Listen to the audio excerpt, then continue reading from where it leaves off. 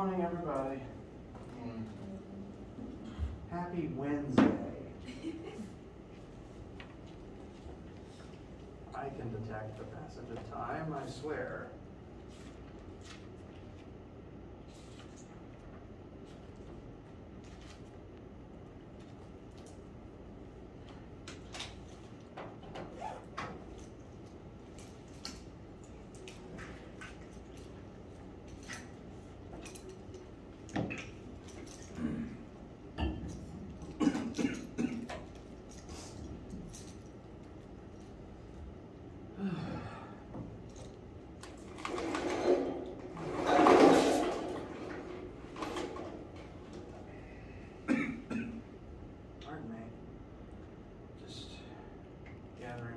Real quick.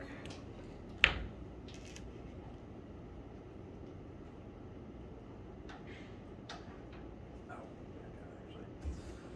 How you guys doing? Pretty good. And does anyone have any questions or anything before we get started today? All right. Couple small announcements. Today is Wednesday, September 14th.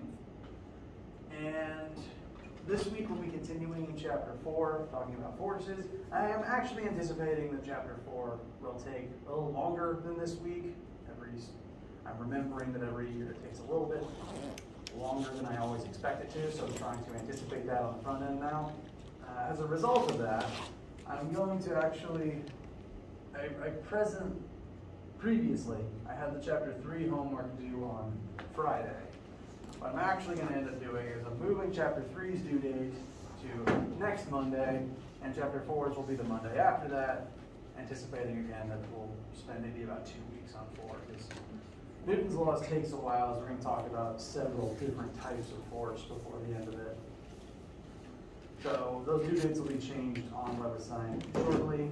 This should only be a good thing. I will only ever push homework back. I will never make homework too early. The first homework and quiz went pretty well overall. Some students were running into a couple of issues, just getting used to the software, such as not necessarily knowing whether or not scores have been submitted or not. So if there's any bugs, I'll try to clean them out on my end of things. As a reminder, it is only a benefit to you guys to start the homework sooner, so that you find your questions sooner, and that saves us both the trouble of having to email me questions around midnight on the night that we do, because I have 50 students, so the more students emailing me around midnight, the later I have to stay up, and that means that it'll take longer for you to get the answers before it's due. But it's the first homework. You guys are still learning how to use the system. And additionally, that first assignment is the longest and weirdest one that you'll get. The others will be a lot closer to what we do in class, I promise you. And they usually will be closer to 10 questions.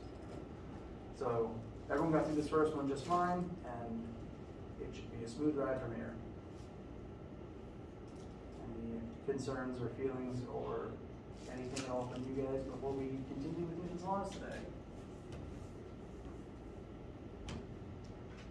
All right.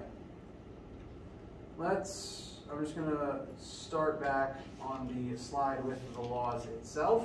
We went over each of these statements last time, and we'll begin applying them to various circumstances.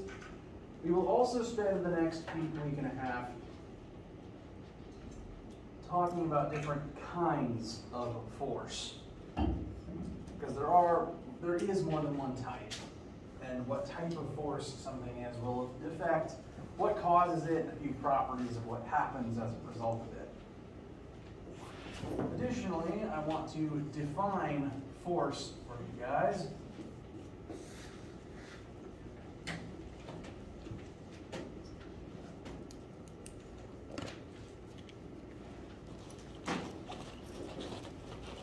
A force is a push or a pull on an object with mass. Surprisingly straightforward definition for something we use in physics. Push something, that is a force. Gravity pulls things, gravity is a force. Friction pushes things, friction is a force. So anything that pushes or pulls some object classifies as a force. All forces are vectors, so do note that. The variable shorthand for force is capital F. Because there's lots of different forces, you will often see F with a lot of different flavors of subscript. For example, there's friction, there's normal force, there's net force, which is the sum of forces. So there will be a lot of variations of capital F, but if it's a capital F, it refers to force in some way, shape, or form. There's nothing else in this class that would use capital F. And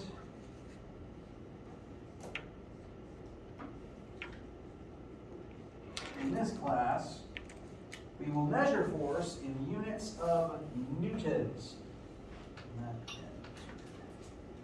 Newtons.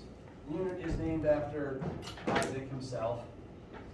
And there isn't really, oh no, yes there is. The equivalent imperial units that you would here discussed in common U.S. daily life would be pounds.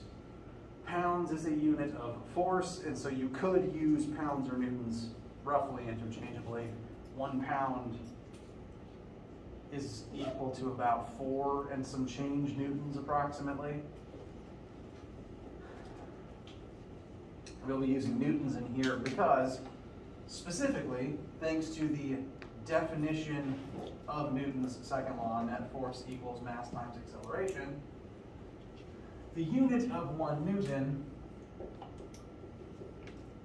is defined as the force required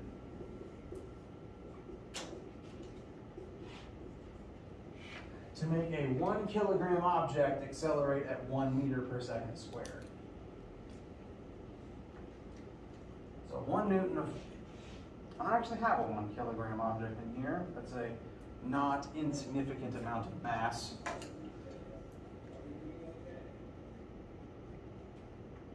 Just from using the metric masses that are in the supply closet, I know that a filled water bottle is probably a little bit less than 1 kilogram. So 1 Newton is the force needed to take a very heavy water bottle and accelerate it at 1 meter per second consistently, which is actually pretty fast and not an unreasonable amount. What am I trying to say? 1 Newton is not a small amount of force. Let's leave it at that. The fact that 1 Newton is designed around a kilogram of mass is the primary reason why we use kilograms instead of grams in this class, and that change was just to try to keep all the numbers smaller for the sake of the calculations. So, force, we measure it in newtons. Newtons itself is abbreviated capital N, and just for scale, 1 pound is about 4.4 newtons.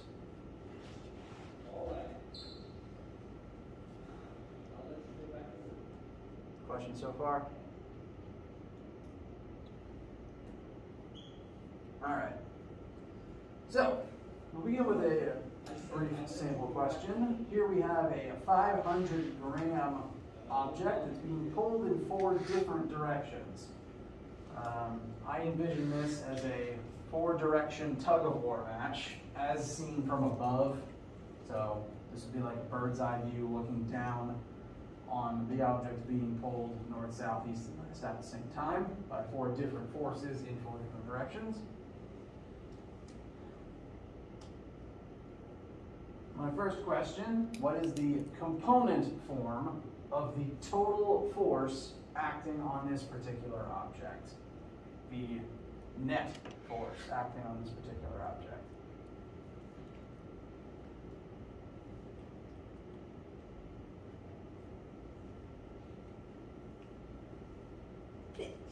Bless you. So, forces are vectors, and all of the vectors present here are going to have to add together to tell us what the actual net force is, and that will tell us the direction this object will actually get pulled in. We discussed on Monday that at any given moment there are lots of forces on every object, and they have to add up to something that isn't zero in order to make it accelerate. The forces on this marker are currently balanced, so it doesn't accelerate. Are the forces on this object balanced? No, they are not. And so they will add up to something that isn't zero, and then there will be a net force that will cause it to accelerate in some direction.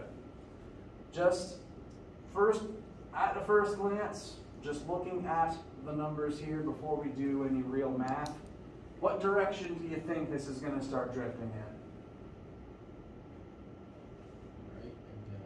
in? Right and down. Very good. Will it be more right or more down? Right. More to the right. Very good. So this would be something like east-southeast. So, good initial analysis. We will now prove that using math.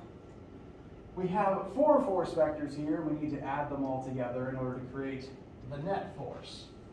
Again, Newton's second law.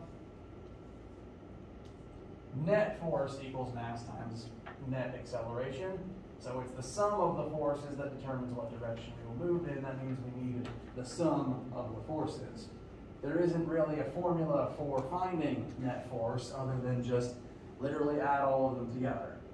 And since force is a vector, we have to apply vector addition logic and keep track of what axis and what direction they're all pointing in. So starting from the east pointing one, that 250 is pointing in the positive x, so I will list that as 250, 0, because it has no y component. Rotating counterclockwise, like one would with a unit circle. That 100 newtons points straight upwards in the y-axis, so I'll call that 0, 100. Rotating to the 200, we're back in the x-axis, but in the opposite direction as the first one. So that'll be negative 200, 0. And the last one, 125 down, will be 0, negative 125. Add x with x and y with y, and we should end up with positive 50, negative 25 newtons. So that's the net force on this particular object at this speed, at this moment as we speak. And since force is a vector, this is a way to write vectors. So I asked for component form. This is a legal way to leave your answer. If we wanted to,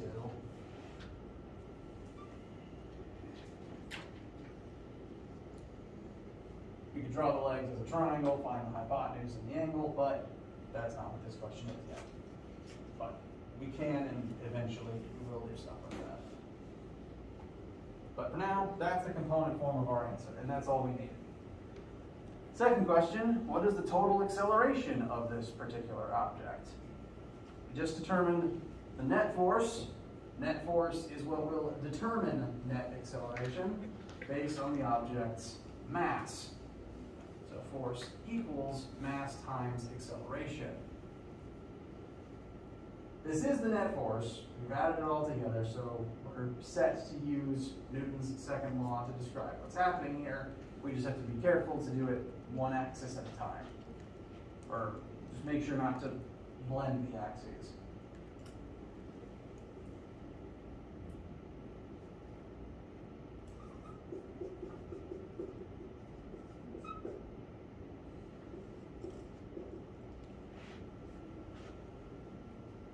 Generally, and you can organize your notes in a different way.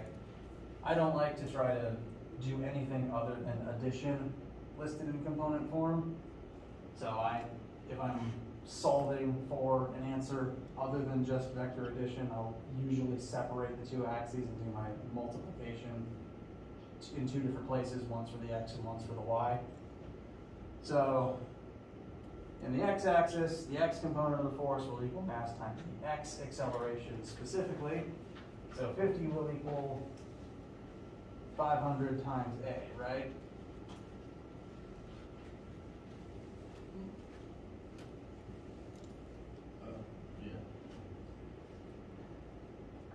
So I guess I didn't say in the text. The mass of the object being pulled is 500 grams. So we do want to list the mass here. However, I mentioned earlier that 1 Newton is defined as 1 kilogram times 1 meter per second squared. This is really the first formula we've had that has needed mass in it to work. And this is your official first reminder that all of the formulas in this class will use kilograms instead of grams. Questions might give you grams, and you'll have to convert them to kilograms before you do anything with them. So 500 grams is 0.5 kilograms.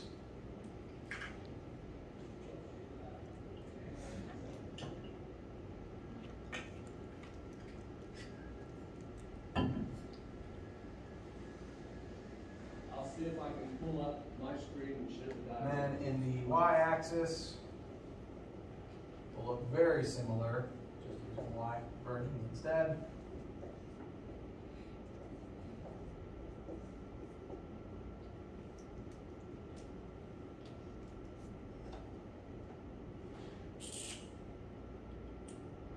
And what should that make our total acceleration for this object?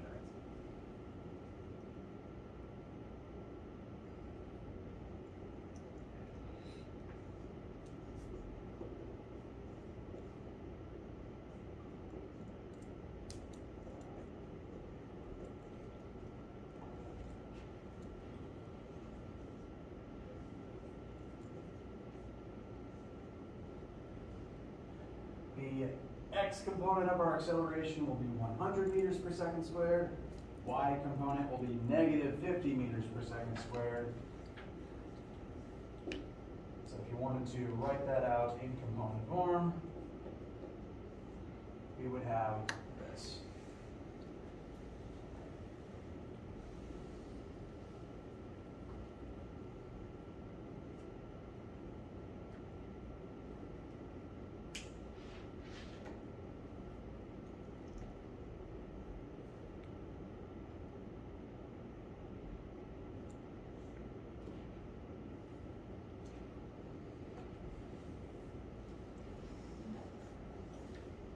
Questions, feelings, needs, concerns?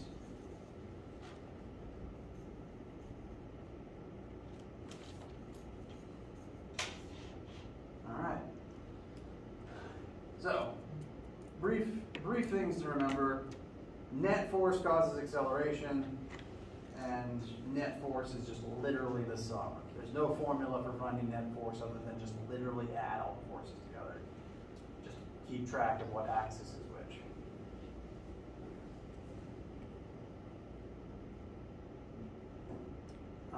We're going to be dealing with a lot of different types of force in this class, and it's important to, they will all be forces, and the math for those forces will all be very similar. They will all follow the definition of a force, they will all be measured in newtons, they will all point in some direction, they can all be added together normally. You can add different types of forces together as long as they all point or are acting on the same object. But it's still important to know what type of force something is in an example. So we're going to start running down a list of different types of forces we're going to be looking at. They will all have their own minutiae that affects how they operate. The force that you probably thought of and dealt with most of your life is gravity. We've already talked about it a bit.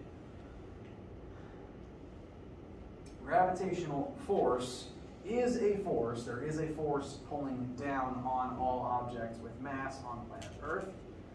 And Gravitational force is a synonym to weight. So weight and gravitational force mean the same thing. Neither weight nor gravitational force are synonyms with mass. I believe I mentioned this distinction already, but I want to make absolutely certain to make this one clear. Mass is a measurement of how much matter is inside of an object. Gravitational force and weight are specifically a measure of how much the force of gravity pulls on something. Those are two separate things. They are connected, but they are separate.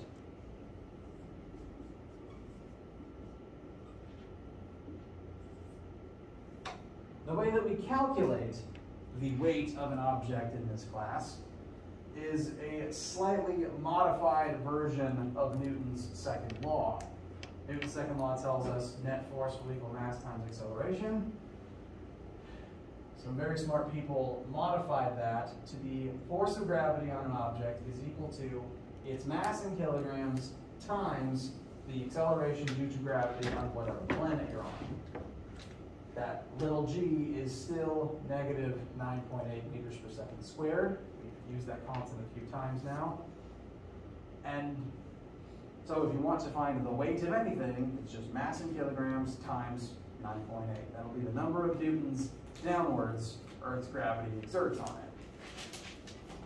This is where the distinction between mass and gravitational force becomes important. Gravitational force does depend on mass, but it also depends on acceleration due to gravity.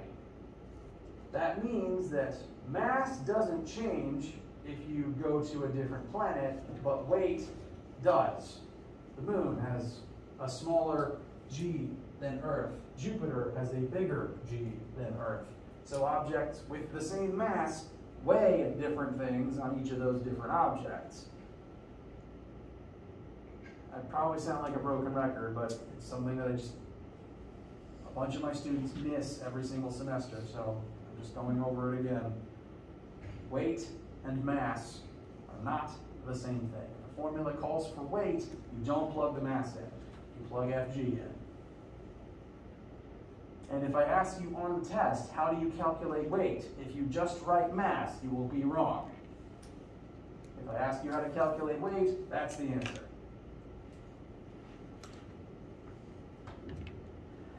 Half my students get that wrong every year, so it's a bit of a sticking point.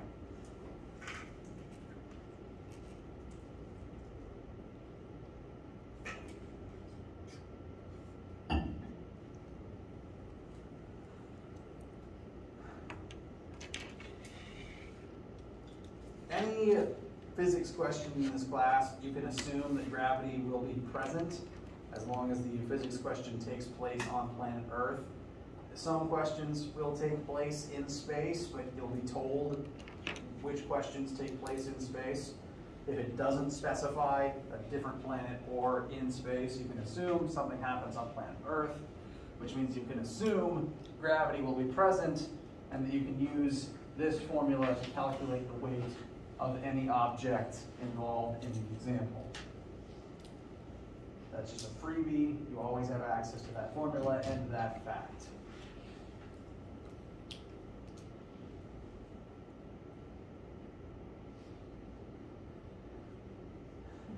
Next force I want to talk about, and it's one that is sort of a logical counterpoint to gravity, is the idea of normal force.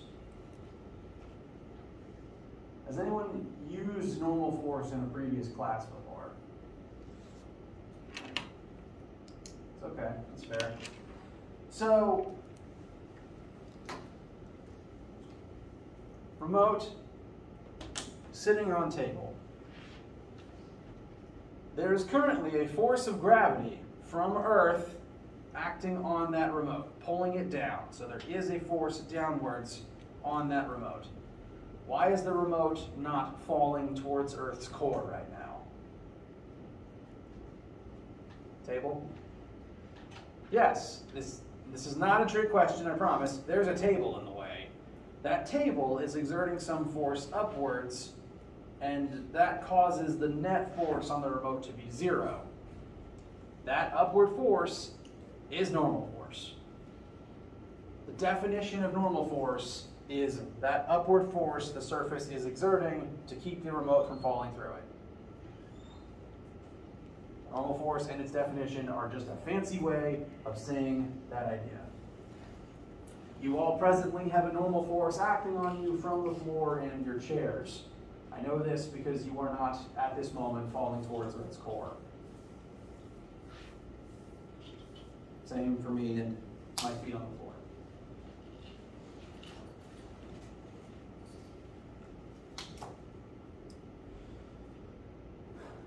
Now, the reason we call it normal force is not because it's typical. It's not the common English definition of the word normal.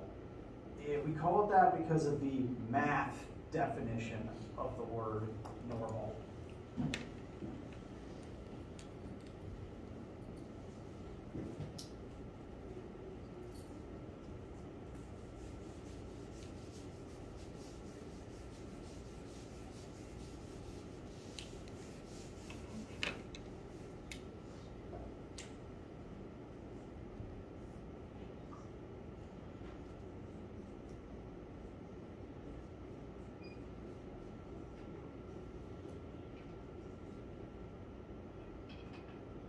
In math, the word normal is a synonym for perpendicular. No, I don't know who came up with that. So, from the perspective of that remote, it's sitting on a horizontal surface, and the force of gravity acting on that remote points downward, which is perpendicular to the horizontal surface of the table. As a result of something pushing into as a result of something pushing perpendicularly into the table's surface, Newton's third law tells us that that surface will push back out of itself as a reaction. Third law is the law of action-reaction. For every action force, there is an equal and opposite reaction force. Since remote pushes down into table, table will push back upwards on remote. And specifically, since remote pushes perpendicularly down into horizontal surface, that means that the force the table exerts will point perpendicularly upwards to oppose it. Note that both the incoming and outgoing forces are both perpendicular to the horizontal surface. That's because all objects, all surfaces, are capable of creating normal force, but only perpendicularly out of their flat sides. The flat horizontal surface of this table can only exert normal force up, because it's horizontal this way. I push down into it, it will push up. I suppose if I was under the table and I pushed up on the bottom of it, it could push down, but those will both be vertical axis perpendicular to its surface. Similarly, I can lean on this vertically oriented wall. I'm exerting a force horizontally into it. It, therefore, can only exert a force horizontally out of itself back on me. Normal forces have to be perpendicular to the surface that makes them, and because normal means perpendicular to mathematicians, that's why it's called normal force. The word orthogonal is also a synonym to both of those words, perpendicular and normal. I don't know why, but mathematicians need 3 different words to describe the same thing. You'd think they were linguists or something.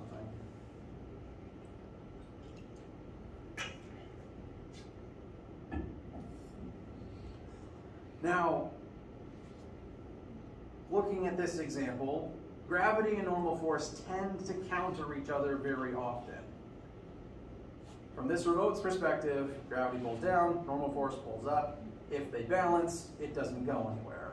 That's the case for every object sitting still on a flat surface, or even an object that's moving horizontally on a flat surface. If it's not moving up or down, gravity and normal force will be balanced for any object sitting on something. It's a good golden rule to keep in mind. Questions? All right, let's look at another example that specifically involves these two forces. We have a 100 kilogram object that sits motionless on a table.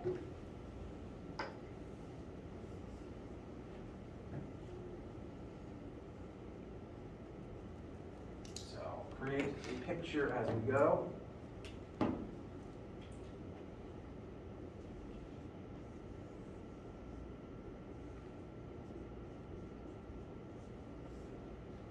$100 kilogram object, motionless. Current velocity is 0. What does that mean about its acceleration in this moment, if it is motionless? 0. Both its current velocity is 0, and its current acceleration is 0.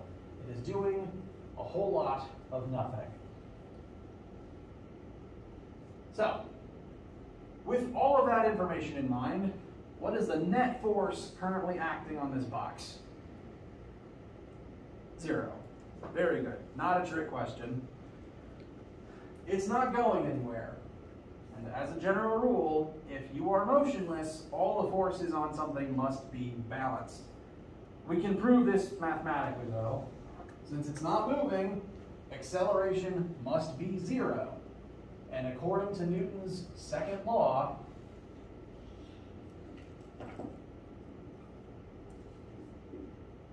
if acceleration is 0, doesn't matter what the mass is, net force would be 0. Now, there are forces on it that are not themselves 0. What this means is that the sum of all of those forces is 0.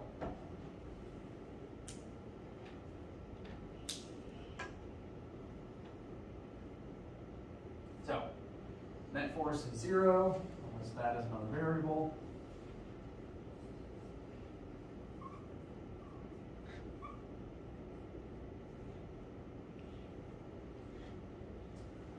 Next, what is the magnitude and direction of the force of gravity currently acting on this box?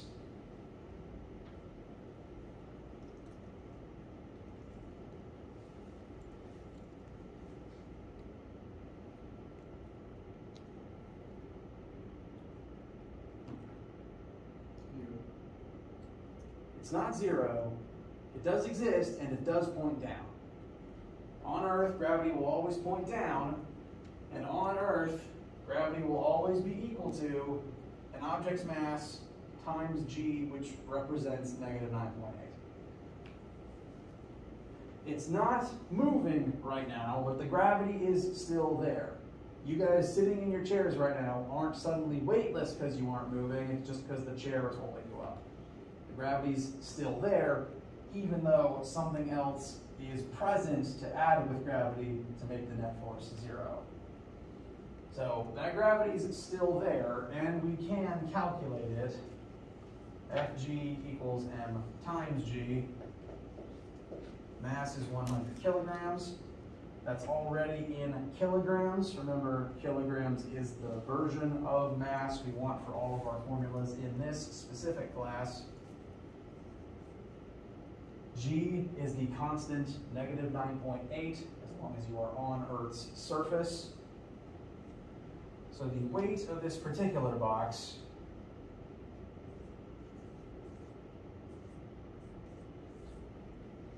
is 980 newtons, specifically downwards.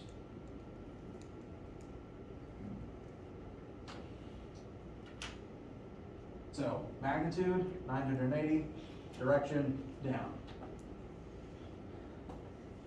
You can represent that direction with the negative sign. I also overcompensate and put arrows on my answers sometimes.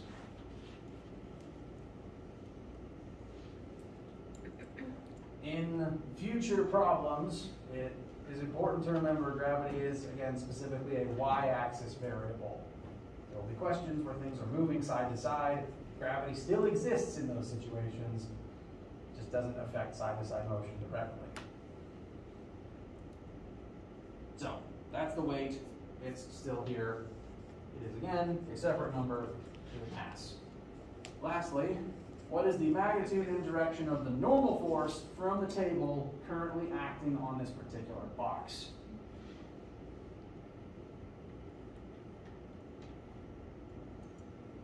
$9.8. 9.8. In what direction? Up. Very good.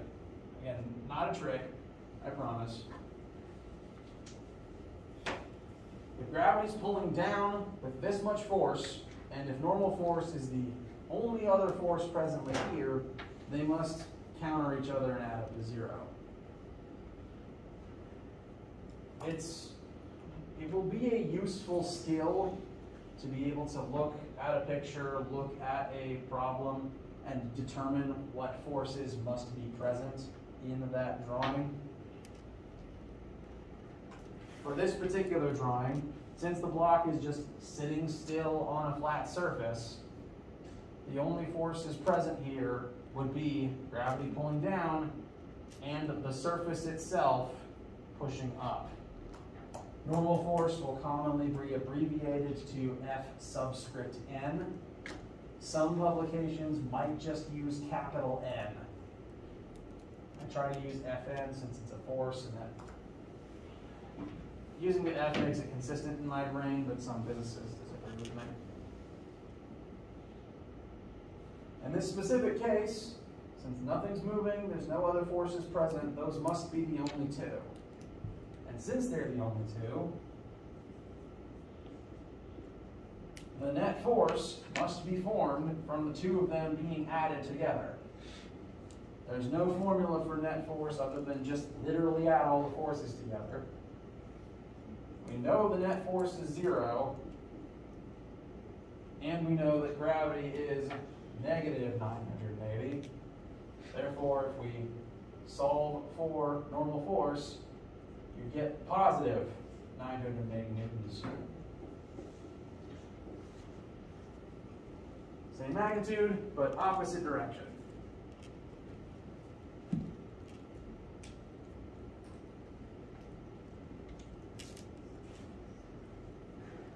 If this one feels basic, it is. This is mostly just practice in getting the vocab down.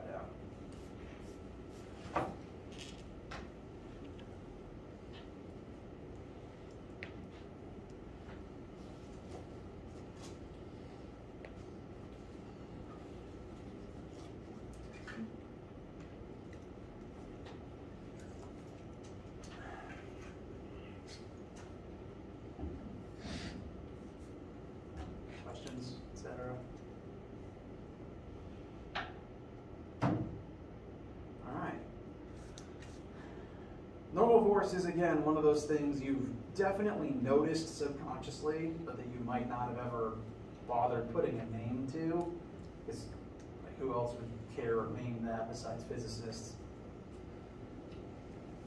Before we break for today, there's one weird distinction I want to make about normal force. This is concept definition thing.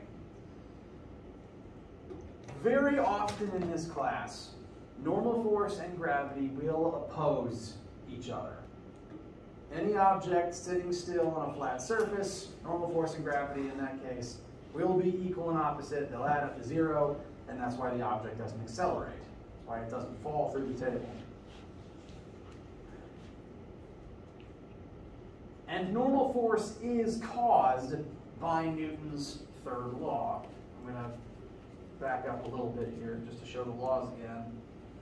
Normal force is a direct result of Newton's third law. Third law states for every action force there is an equal and opposite reaction force. Remote pushes down into table, therefore table pushes up on remote. The distinction that I want to try to enforce right now is that, yes, normal force is a reaction force, but it's not a reaction force to gravity.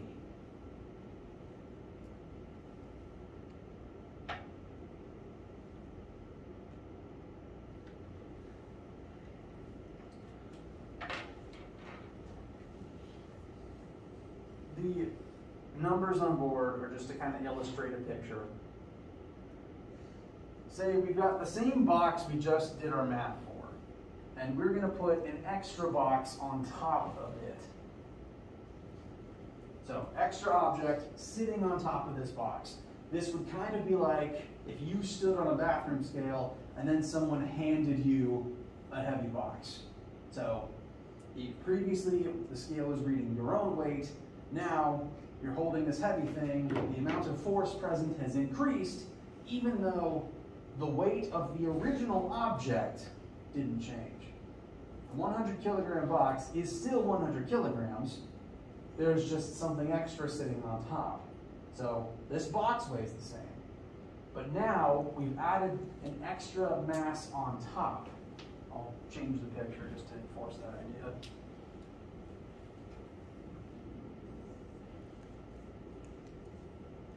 So, would this change the amount of normal force that the table exerts? Yes.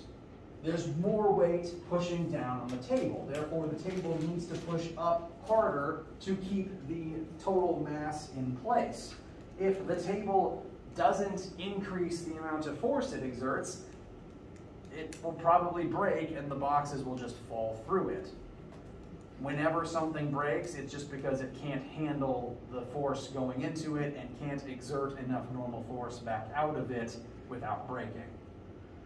So for this table to not break, it has to increase the normal force it was exerting. But did that change the weight of box number 1? No, it's still its own object with its own mass. All that changed is the amount of force going into the table. Normal force doesn't actually care about gravity. It cares about how much force is being put into the surface. Gravity is often the reason why force goes into surfaces, but it's not the only reason.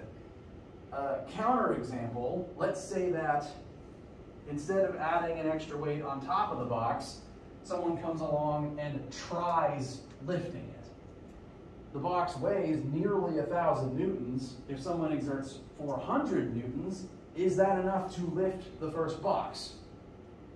No. But by adding any amount of force upwards, that takes pressure off of the table. This would kind of be like if you were on a bathroom scale next to a counter and you kind of pushed up on the counter. Does the scale read the same number when you do that? No. If you pull either harder down on the counter or use it to kind of lift yourself upwards a little bit, that changes what the scale says.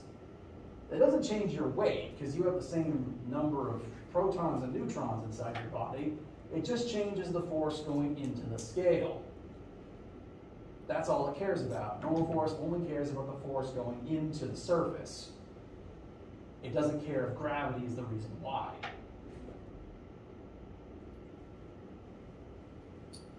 So as a result,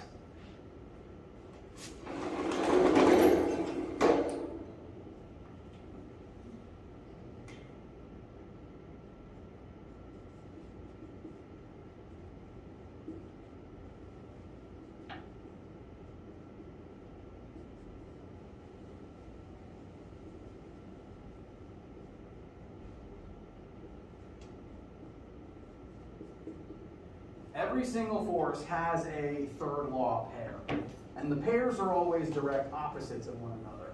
If A acts on B, B acts backwards on A. Box pushes down on table, therefore table pushes up on box.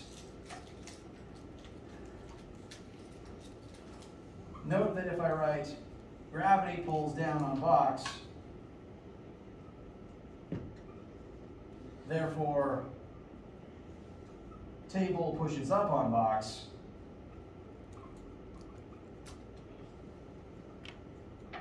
that doesn't follow the same structure. This would be A on B, C on B. There's 3 objects here. It's not two objects pushing just against each other. This is two different things acting on a third thing. That's not third law pairs. Third law pairs is two objects returning fire on one another. So gravity and normal force are not third law pairs. They will coincidentally be equal and opposite 90% of the time, but they are not always, which means that they are not third law pairs. The opposite pair of normal force is just the downward force the object pushes into a surface. And the opposite of gravity, if I write Earth pulls on box,